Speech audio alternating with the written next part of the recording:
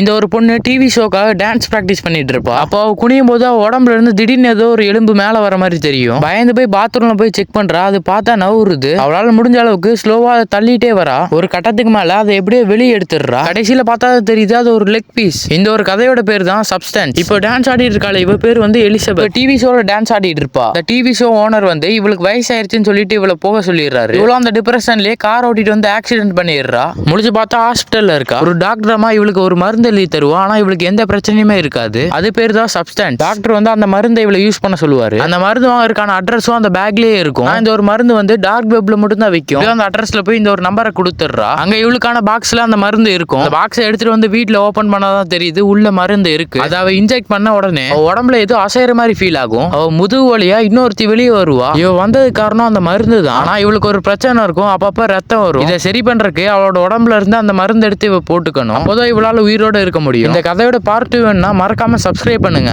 அப்போதான் அடுத்து என்ன நடந்துச்சுன்னு தெரிய வரும். உங்களை நாளைக்கு அடுத்த வீடியோட பாக்குறேன்.